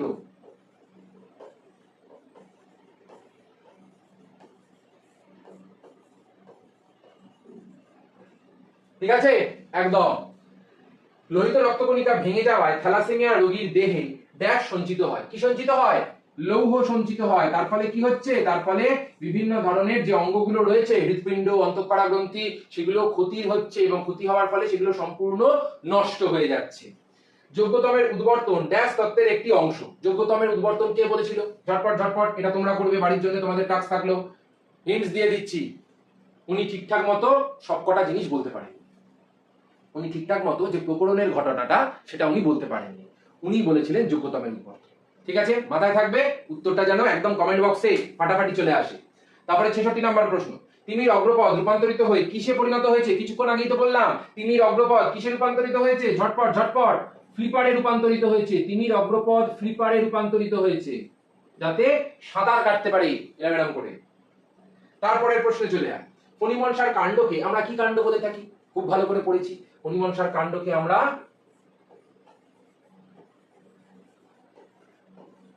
পর্ণকাণ্ড বলে থাকি। তারপরের প্রশ্নে চলে আয়, পায়রার ডানায় পালকের সংখ্যা ড্যাশ। পায়রার ডানায় পালকের সংখ্যা কতগুলো? এটা তোমাদের এইবারের জন্য ইম্পর্টেন্ট না, সেই জন্য এটা বাদ দিলেও চলবে। এটা ফার্স্ট ইউনিটে ছিল, এটা ফার্স্ট সামেটিভ পরীক্ষার মধ্যে ছিল, যেখানে পায়রার ডানার যে পালকের সংখ্যা আছে, রেমিজেস, রেক্ট্রিসেস, সেই সমস্ত পালকের সংখ্যাগুলো তোমাদের লাগতো। এইবারের পরীক্ষার জন্য দরকার নেই, সেজন্য এটাকে তোমরা বাদ দেবে। তারপরে প্রশ্ন চলে আয়, খর্বধাবকের মাধ্যমে বংশ বিস্তার করে। খর্বধাবক মানে কি? খর্বধাবক মানে হলো অসফেট। অসফেটের মাধ্যমে বংশ বিস্তার কে করে? ঝটপট ঝটপট, কচুরিপানা। ঠিক আছে, তারপরের প্রশ্ন চলে আয়, মানুষের কানের মুক্তলতি হলো একটি ড্যাশ বৈশিষ্ট্য। কিসের বৈশিষ্ট্য? আমার এই যে মুক্তলতি, কিসের বৈশিষ্ট্য? প্রকট বৈশিষ্ট্য। মানুষের কানের যে মুক্তলতি, সেটা হলো একটা প্রকট বৈশিষ্ট্য। তারপরের প্রশ্নে চলে আয়, বর্ণান্ধতার জিনটি ড্যাশ ক্রোমোজোমে অবস্থিত। কি হবে? এক্স ক্রোমোজোমে অবস্থিত থাকে বর্ণান্ধতার জিন। তারপরের প্রশ্নে চলে আয়, আদিম পৃথিবীতে প্রথম উৎপন্ন জৈব অণুটি কি ছিল? আদিম পৃথিবীতে প্রথম উৎপন্ন জৈব অণুটি ছিল আরএনএ। আরএনএ বা যেটাকে আমরা বলে থাকি নগ্ন জিন, সেটাই ছিল উৎপন্ন প্রথম জৈব অণু। তারপরে প্রশ্নে চলে আয়, সরীসৃপ ও পাখির মধ্যবর্তী যোগসূত্র হলো কে? তো দাদা পড়ে পড়ে পড়ে পড়ে আমরা জল ভাত বানিয়ে ফেলেছি। আর্কিওপটেরিক্স মনে থাকবে। ক্যাকটাসের ড্যাশ জল সঞ্চয় করে রাখে। কি হবে? মিউসিলেজ।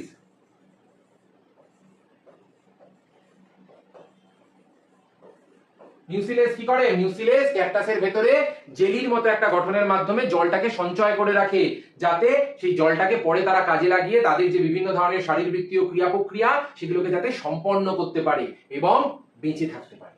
তারপরের প্রশ্নে চলে যায়, মাইক্রোপ্রপাগেশন বা অণু বিস্তারে ব্যবহৃত পুষ্টি মাধ্যমটি হলো কি বলে? পারবি? ঝটপট ঝটপট, যদি পারিস তাহলে ঝটপট। কি হবে? অ্যাগার। অ্যাগার হয়ে যাবে, অ্যাগার। কেন? কারণ এই অ্যাগারটাই হলো এমন এক ধরনের পুষ্টি মাধ্যম যেখানে বিভিন্ন ধরনের সেই ক্যালাসটা তৈরি করার জন্য বা সেই উদ্ভিদটা, প্ল্যান্টলেটটা তৈরি করার জন্য যে সমস্ত হরমোনগুলো দরকার, যে সমস্ত পুষ্টি পদার্থগুলো দরকার, সেগুলো সেই মাধ্যমের মধ্যে থাকে। তারপরে প্রশ্ন চলে, জনুক্রম কাকে বলে? এরপরে হলো আমাদের সংজ্ঞা ভিত্তিক প্রশ্ন করতে হবে। জনুক্রমটা তাহলে কি দাদা? ফার্নের মধ্যে আমরা দেখতে পাই প্রথমত। এবার এই যে জনুক্রম, সেই জনুক্রমের মধ্যে আমরা দেখতে পাচ্ছি এমন একটা প্রক্রিয়া যেখানে একবার লিঙ্গধর থেকে রেণুধর যে প্রক্রিয়াটা আছে এবং সেই রেণুধর থেকে যে লিঙ্গধর প্রক্রিয়াটা আছে, সেটা যখন চক্রাকারে ঘুরতে থাকে, সেটাকেই আমরা বলি জনুক্রম।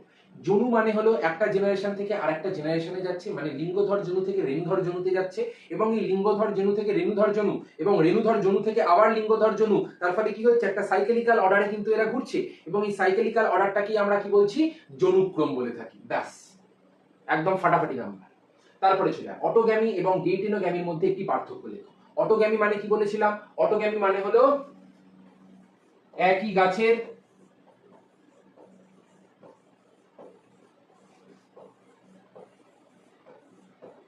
একই ফুলের মধ্যে পরাগযোগ।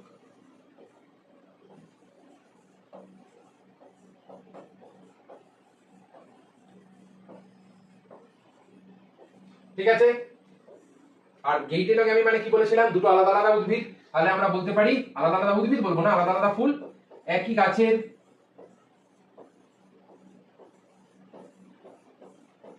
দুটি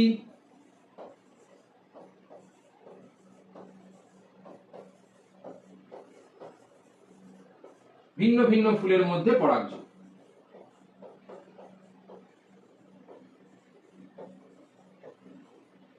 একদম ক্লিয়ার? এরপর হেডিং লিখবে, বক্স করবে, ফাটাফাটি নাম্বার, কেউ একটা নাম্বার কাটতে পারবে না। সব পরাগযোগের একটি সুবিধা কি হবে? প্রজাতি নিজের বৈশিষ্ট্য বা বিশুদ্ধতা বজায় রাখতে পারে, সেখানে পরাগরেণুর অপচয় কম হয়, সেখানে অপত্যের যে প্রকৃতি সেটা সম্পূর্ণ খাঁটি প্রকৃতির হয়। এইগুলোই হলো সব পরাগযোগের সুবিধা। এবার বলেছি একটা সুবিধা, লিখবে তোমরা দুটো সুবিধা। এইগুলো হলো ট্রিক্স, যেগুলো একমাত্র আমি বলে দেবো, এবং এগুলো মাধ্যমিকের ইনস্ট্রাকশনের মধ্যে হিডেন থাকে। এবং এই হিডেন জিনিসগুলো যদি জানতে হয়, তাহলে আমার ক্লাস যদি ব্লাইন্ডলি প্রথম থেকে শেষ অবধি ফলো করো, তোমাদেরকে এমন ভাবে রেডি করে দেবো, বিশ্বাস রেখে যদি এগিয়ে যাও, এমন ভাবে রেডি করে দেবো, কোনো হাওয়াবাজি না, এমন ভাবে রেডি করে দেবো যে তোমরা নিজেদের দেখে তাক লেগে যাবে যে এই থেকে আমি এইভাবে প্রেজেন্ট করতে পারি এখন। এমন ভাবে সুন্দর করে রেডি করে দেবো তোমাদের, পুরো খাইয়ে পড়িয়ে একদম মাথায় চুল ঝেড়ে সুন্দর করে টিপ পরিয়ে পাঠিয়ে দেবো, এমন ভাবে রেডি করে দেবো, শুধু বিশ্বাস রেখে এগিয়ে যাও। তারপরে চলে কৃত্রিম অঙ্গজ জনন গুরুত্বপূর্ণ কেন?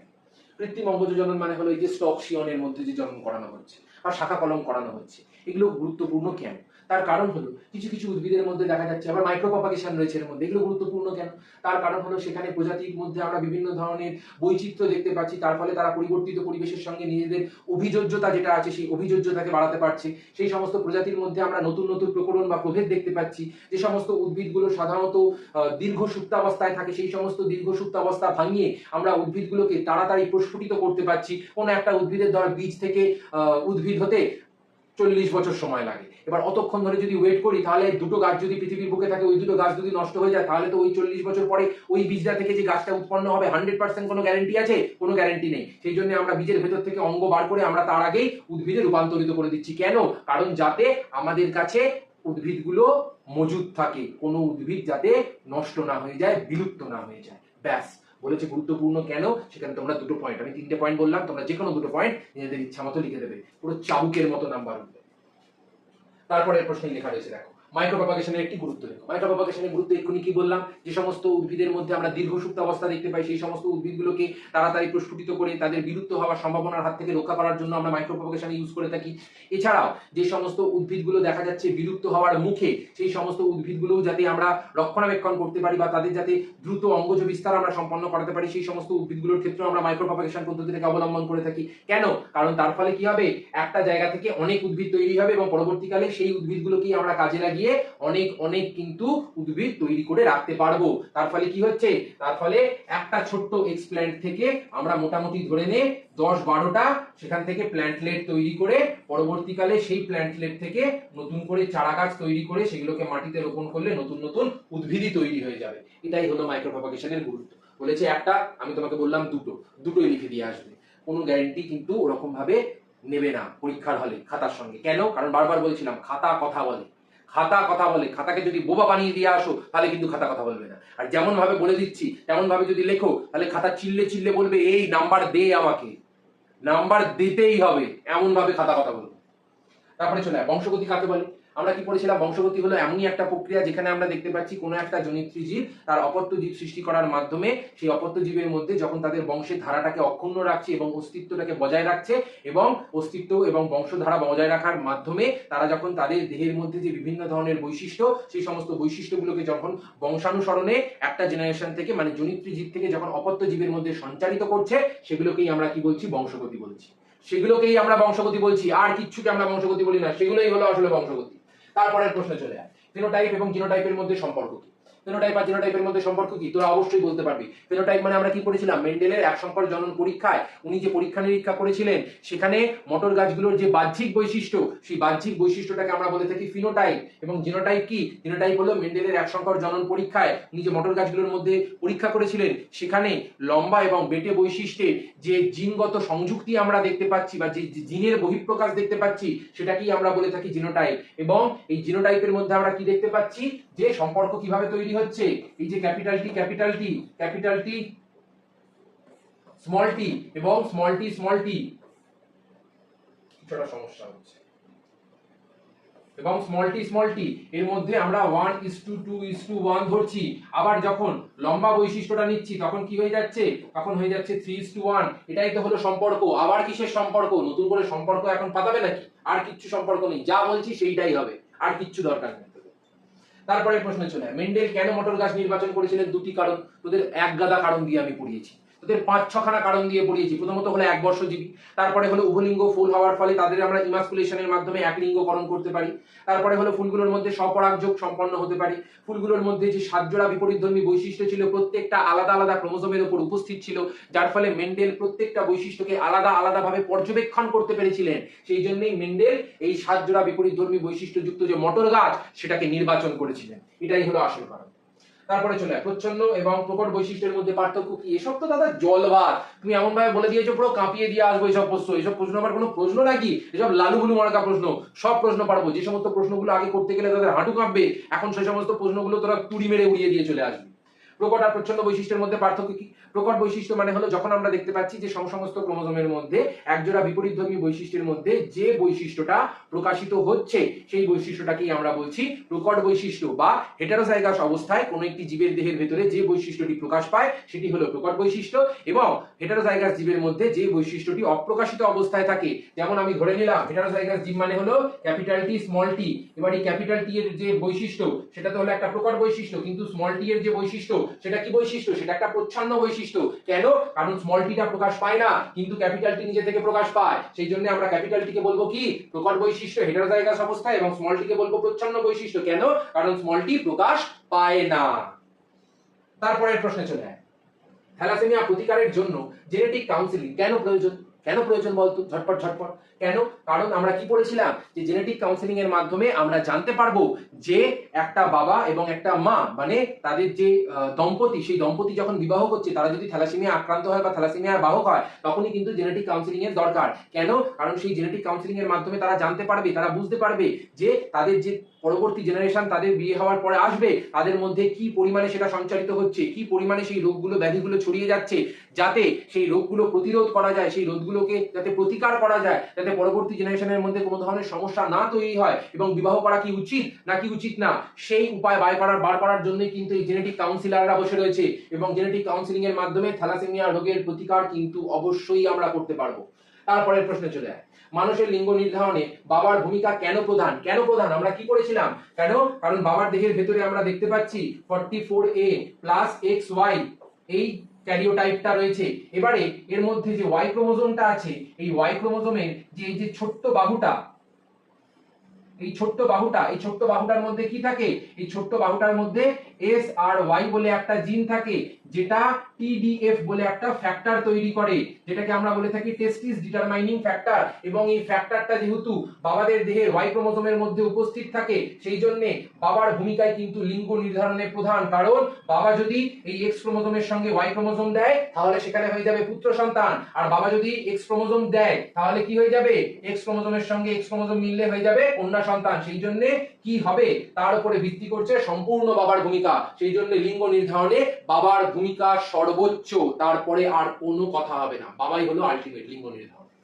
তারপরের প্রশ্নে চলে যায়, হিমোফিলিয়া রোগের একটি লক্ষণ কি হবে? হিমোফিলিয়া রোগের লক্ষণ, সেখানে আমরা দেখতে পাচ্ছি যে শল্য চিকিৎসা করার সময় বা ঘন ঘন অস্থিসন্ধিতে রক্তক্ষরণ হচ্ছে, এবং রক্তক্ষরণ হওয়ার ফলে কি হচ্ছে?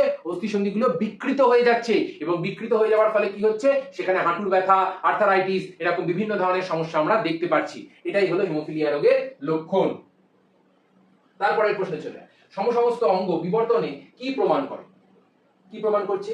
সমস্ত অঙ্গের আমরা কি পড়েছিলাম যে সেখানে মানুষের কথা বলো বা ঘোড়ার কথা বলো বা তিমির কথা বলো বা পাখির কথা বলো, প্রত্যেকের ক্ষেত্রে আমরা দেখতে পাচ্ছি তাদের যে প্রাথমিক গঠন শৈলী সেগুলো কিন্তু সেম, কিন্তু পরবর্তীকালে যে বিবর্তনের ধারা, যে অপসারী বিবর্তনের ধারা, সেখানে তাদেরকে ফলো করে দেখা যাচ্ছে যে একটা জায়গা থেকে তারা উৎপত্তি নিলেও, তাদের অগ্রপদ একই গঠনের যুক্ত হলেও তারা কিন্তু পরবর্তীকালে যে অপসারী বিবর্তন, সেই অপসারী বিবর্তন অনুসারে আমরা দেখতে পাচ্ছি তারা যে বিভিন্ন ধরনের পরিবেশের মধ্যে বসবাস করছে, সেই বিভিন্ন পরিবেশের মধ্যে বসবাসের দরুন তারা তাদের যে অগ্রপদ, সেই অগ্রপদগুলোকে পরিবর্তিত করেছে এবং পরিবর্তিত করার মাধ্যমে তারা নিজেদের যে গঠন আছে অগ্রপদে সেগুলোকে বদলে ফেলেছে। তার ফলে তাদের যে অগ্রপদ তারা এখন আলাদা আলাদা কাজের সঙ্গে যুক্ত। তার ফলে আমরা কি দেখতে পাচ্ছি, প্রাথমিক গঠন শৈলী এক হওয়া সত্ত্বেও তাদের যে প্রত্যেকের আলাদা আলাদা দেহের মধ্যে অগ্রপদ যেগুলো একই ধরনের গঠনযুক্ত, তারা কিন্তু আলাদা আলাদা কাজের সঙ্গে যুক্ত। এটাই তারা বিবর্তনে প্রমাণ করে যে কোনো একটা জীব সে যদি একটা আলাদা পরিবেশে থাকে, তাদের গঠন, প্রাথমিক গঠন শৈলী যতই এক হোক না কেন, তারা কিন্তু ভিন্ন ভিন্ন পরিবেশে থাকার কারণে তাদের দেহের মধ্যে অগ্রপদটা পরিবর্তিত হয়ে বিভিন্ন ধরনের গঠন তৈরি করেছে। কারুর ক্ষেত্রে ফ্লিপার, কারুর ক্ষেত্রে হাত, কারুর ক্ষেত্রে ডানা, কারুর ক্ষেত্রে ঘোড়ার অগ্রপদ।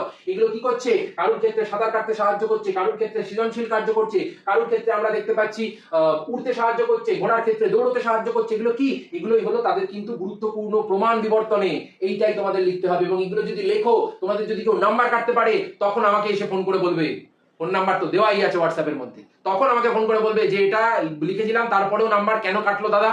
এমন ভাবে বলে দিচ্ছি, তারপরে যদি সলিড জিনিসটাকে নামাতে তোরা পারিস, তোদের কেউ একটা নাম্বার কাটতে পারবে না যদি তোরা না নিজেদের দিক থেকে ভুলভাল কিছু লিখে ফেলিস।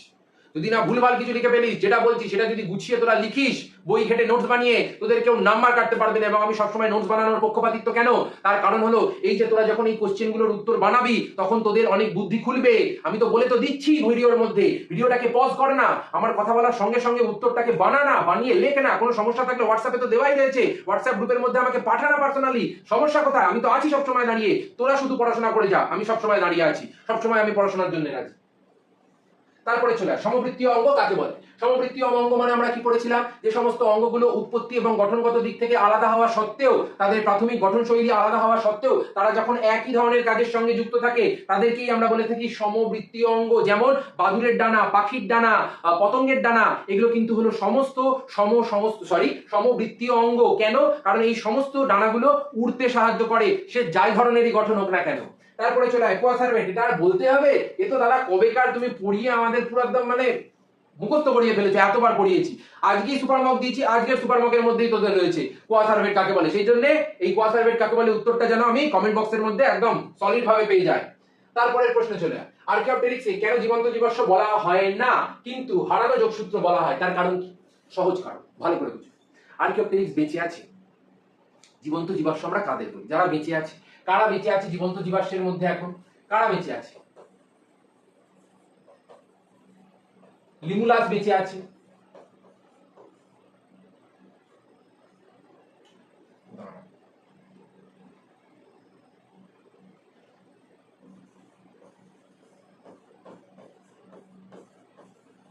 পেরিপেটাস বেঁচে আছে, এরা তো বেঁচে আছে। কিন্তু এই আর্কিওপটেরিক্স কি বেঁচে আছে? বেঁচে নেই। কিন্তু এরা যখন বেঁচে ছিল এরা কি করত? এরা পাখি প্লাস সরীসৃপের মধ্যে একটা যোগসূত্র তৈরি করেছিল। সেই জন্য এদেরকে আমরা কি বলি? এদেরকে আমরা বলে থাকি মিসিং লিংক। কিন্তু এদেরকে আমরা জীবন্ত জীবাশ্ম কেন বলছি না? প্রথমত এরা বেঁচে নেই, এরা নিজেদের দেহের কোনো ধরনের পরিবর্তন ছাড়া এখনকার বর্তমানে কি বেঁচে আছে? বেঁচে কিন্তু নেই। তার মানে এরা জীবন্ত জীবাশ্ম হবে না। জীবন্ত জীবাশ্মের সংজ্ঞাটা প্রথমে লিখবে, তারপরে উদাহরণ দেবে, দিয়ে বলবে জীবন্ত জীবাশ্মের সঙ্গে এদের কোনো মিল আমরা দেখতে পাচ্ছি না, কিন্তু হারানো যোগসূত্র রূপে পাখি এবং সরীসৃপের সঙ্গে এরা অতীতে যোগসূত্র স্থাপন করেছিল। এদের মধ্যে আমরা পাখির বৈশিষ্ট্য দেখতে পেতাম, এদের মধ্যে আমরা সরীসৃপের বৈশিষ্ট্য দেখতে পেতাম। সেই জন্য আমরা আর্কিওপটেরিক্সকে কি বলে থাকি? আর্কিওপটেরিক্সকে হারানো যোগসূত্র বা হৃত যোজক বা মিসিং লিংক বলে থাকি। তোরা সব পারবি, দাবি করে বলছি আমি। তারপরে এই 92 এর প্রশ্নটা করার দরকার নেই, কারণ 92 এর প্রশ্নটা হলো ফার্স্ট সামেটিক পরীক্ষায় ছিল। মাছের মায়োটক পেশির কাজ কি? মাছের মায়োটক পেশি সাধারণত এরকম ভি আকৃতির হয়ে থাকে এবং এরা সাধারণত ওই লেজের আন্দোলনে সাহায্য করে থাকে, যাতে লেজটাকে আন্দোলিত করার মাধ্যমে মাছের বডিটা মুভমেন্ট করে সামনের দিকে এগিয়ে যেতে পারে, সন্তরণে সাহায্য করে বা সাঁতার কাটতে সাহায্য করে। তারপরে চলে আয়, সুন্দরী গাছের শ্বাসমূল কেন মাটির উপরে উঠে আসে? বারবার আমরা পড়েছিলাম যে সুন্দরী গাছে যে অঞ্চলে জন্মেছে সেখানকার যে মাটি, সেখানকার যে মৃত্তিকা, সেটা হলো সম্পূর্ণ লবণাক্ত, এতটা পরিমাণে লবণাক্ত যে সেই জল যদি তারা শোষণ করে তাহলে তাদের দেহের ভেতরে বিষক্রিয়া হবে এবং বিষক্রিয়া হয়ে তারা মারা যাবে। যাতে তারা মারা না যায়, যাতে তারা বেঁচে থাকতে পারে, সেই জন্য তাদের যে মূলগুলো, সেই মূলগুলোকে তারা মাটির ওপরের দিকে তুলে দিয়েছে এবং ওপরের দিকে তুলে দেওয়ার মাধ্যমে তারা বাতাসের যে জলীয় বাষ্প, সেই বাতাসের জলীয় বাষ্পগুলোকে নিউ মেথডের মাধ্যমে, শ্বাস ছিদ্রের মাধ্যমে সেগুলোকে তারা গ্রহণ করছে, অ্যাবজর্ব করছে, বাতাস গ্রহণ করছে, যার ফলে তারা বেঁচে থাকছে। কেন? কারণ মাটির নিচে যা তারা গ্রহণ করবে সব তাদের দেহের মধ্যে বিষক্রিয়া তৈরি করে দেবে এবং তারা মারা যাবে। অত পরিমাণে লবণ গ্রন্থি কাজ করতে পারবে না, অত পরিমাণে পাতা ঝরাতে তারা পারবে না, পাতার মোচন করাতে পারবে না। সেই জন্য তারা এই প্রক্রিয়াটাকে অবলম্বন করেছে যাতে তারা বেঁচে থাকতে পারে নিউম্যাটোফোর বা শ্বাসমূলের মাধ্যমে। তারপরের প্রশ্নে চলে আয়, উটের জল সংরক্ষণের জন্য দুটি অভিযোজনগত বৈশিষ্ট্য লেখো। চুটকিতে তোরা পারবি, চুটকিতে তোরা পারবি। এবং এই সমস্ত প্রশ্নগুলো যে আসলে তোরা যে কাঁপিয়ে দিয়ে আসবি এটা আমি খুব ভালো করে জানি, এটা আমার তোদের উপরে খুব বিশ্বাস আছে এবং সেই বিশ্বাস যেন না ভাঙে।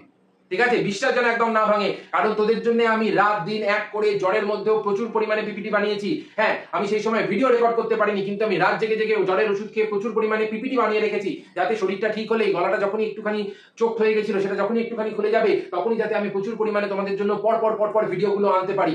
এখনো যে আমার গলার যা অবস্থা, আমি কিছুক্ষণ আগেই কাপ সিরাপ খেয়ে এসেছি, কারণ গলা থেকে আওয়াজ বেরোচ্ছিল না। সেই জন্য এই যে এখন পড়াচ্ছি এরপরেই আমাকে কাপ সিরাপ খেয়ে এখন 1 ঘন্টা চুপচাপ বসে থাকতে হবে। গলাটলা পুরো ব্যথা হয়ে গেছে, গলাটলা পুরো চোখ হয়ে গেছে। একে তো জ্বর ছিল, তার মধ্যে জ্বর থেকে সবেমাত্র উঠে এত বকা, তার ফলে কি হচ্ছে, গলাটলা পুরো বন্ধ হয়ে যাচ্ছে। কিন্তু তোদের জন্য পরিশ্রম ছাড়বো না, তোদের জন্য পরিশ্রম ছাড়বো না, এবং সেই পরিশ্রমের মূল্য কিন্তু তোমাদের দিতেই হবে। কিভাবে দিতে হবে না, তোমরা প্রচুর পরিমাণে শেয়ার করে দেবে এবং নাম্বার আমার কিন্তু ভালো চাই। নাম্বার ভালো চাই, কেন ভালো চাই? যে দাদা হিসেবে আমি পাশে থেকেছি তোদের টাফ টাইমে, দাদা হিসেবে তোদের আমি এত ফ্রিতে পড়িয়ে দিয়েছি যে ফ্রিতে তোরা এতদিন কোথাও ইউটিউবের মধ্যে কিচ্ছু পাসনি। সেই জন্য দাদা হিসেবে, গুরুদক্ষিণা হিসেবে আমার শুধু চাই যে তোরা যাতে ভালো করে শিক্ষিত হোস, তোরা যাতে ভালো করে পড়তে পারিস, সেখানে যাতে টাকা পয়সার কোনো বাধা না আসে, এবং বন্ধুদের মধ্যে প্রচুর পরিমাণে সাবস্ক্রাইব করে শেয়ার করে দেবে। তারপরে 95 কোশ্চেনে চলে আয়, শিম্পাঞ্জিদের বুদ্ধিদীপ্ত আচরণের একটি উদাহরণ দাও। কি হবে? ফিশিং টুলের ব্যবহার। ওরা কি করে? ওরা ফিশিং টুলটাকে উই পোকার ঢিবির মধ্যে ঢুকিয়ে বসে থাকে। বুদ্ধিদীপ্ত মানে কি? বুদ্ধি মানে হলো তোমার বুদ্ধির প্রকাশ ঘটাতে হবে। কিভাবে প্রকাশ ঘটাতে হবে? বোকামোর মাধ্যমে। এরকম করে উই পোকার ঢিবিটাকে এরকম করে লাভ মেরে ভেঙে দিয়ে হাওয়া হাওয়া করে খেয়ে নিলাম, ওটা আর কি বুদ্ধি? ওটা তো গবেট হয়ে গেল। ওই যে উই পোকার ঢিবির ভেতরে যে ছিদ্রগুলো আছে সেগুলোর ভেতরে এরকম করে ফিশিং টুল ঢুকিয়ে এরকম করে ডাল ঢুকিয়ে বসে থাকে, তারপরে যখন ডালের উপরে বেয়ে বেয়ে উঠে আসে তখন তারা টুক টুক টুক টুক করে ফুটে ওগুলোকে খায়। ওটাই হলো বুদ্ধির ওদের পরিচয়। ফিশিং টুলের ব্যবহারটা এখানে তোমাদের লিখতে হবে, আর কিচ্ছু লিখতে হবে না। কি লিখতে হবে? ফিশিং টুলের ব্যবহার লিখতে হবে।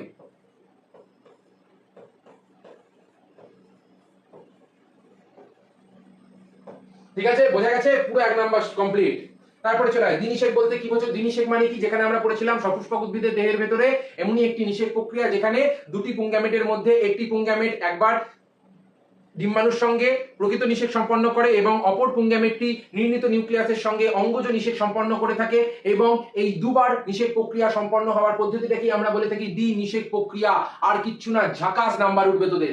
যা বলছি সেটাকে যদি সুন্দর করে নোটস বানিয়ে লিখিস, এই কোশ্চেনগুলোকে যদি বারবার প্র্যাকটিস করি, তোদের আর কিচ্ছু লাগবে না। এমনকি তোদের কোনো প্র্যাকটিস বইও কিনতে হবে না, আমি এমন ভাবে প্র্যাকটিস করিয়ে দেবো। আমার কাছে যা বই আছে আমি সব থেকে ছেঁচে পুচে প্র্যাকটিস করিয়ে দেবো, তোরা শুধু কাঁপিয়ে দিয়ে চলে আসবি, মিলিয়ে নিবি আমার কথা। আর আজকে লাস্ট লাইন, পুরো 100টা প্রশ্ন কিন্তু কমপ্লিট হয়ে গেল। তারপরে প্রথম প্রশ্ন কি চলে আসে 97তে, শঙ্করায়ন পরীক্ষায় F1 জনু বলতে কি বোঝা হয়? শঙ্করায়ন পরীক্ষায় আমরা কি দেখেছিলাম যে মেন্ডেলের যে এক সংকর জনন বা দ্বিসংকর জনন পরীক্ষা, সেখানে আমরা দেখতে পাচ্ছি যে জনিত্রী জনুদের মধ্যে শঙ্করায়নের ফলে যে প্রথম অপত্য জনু তৈরি হচ্ছে বা প্রথম যে জেনারেশন, সেই প্রথম অপত্য জেনারেশন বা প্রথম অপত্য জনুকেই আমরা বলে থাকি F1 জনু। মানে ধরে নে এখানে আমরা বলছি যে পি জনু আছে, পি জনুর মধ্যে কে কে আছে? ক্যাপিটাল টি আছে, স্মল টি আছে। এবার এই ক্যাপিটাল টি থেকে ক্যাপিটাল টি বেরোলো আর স্মল টি থেকে কি বেরোলো? স্মল টি বেরোলো। এদের দুজনের মধ্যে যখন সংকরায়ন হচ্ছে কি বেরোচ্ছে? ক্যাপিটাল টি স্মল টি বেরোচ্ছে। এটাই হলো F1 জনু এবং এটা হলো গ্যামেট। ব্যাস, আবার কি এই ছকটা সাইডে ছোট করে দেখিয়ে দিবি, উপরে লিখে দিবি লম্বা, উপরে লিখে দিবি লম্বা উদ্ভিদ, নিচে লিখে দিবি, এই সাইডে লিখে দিবি বিশুদ্ধ বেটে, এখানে লিখবি বিশুদ্ধ লম্বা, এখানে লিখবি শঙ্কর লম্বা। ব্যাস, ছাঁকা নাম্বার।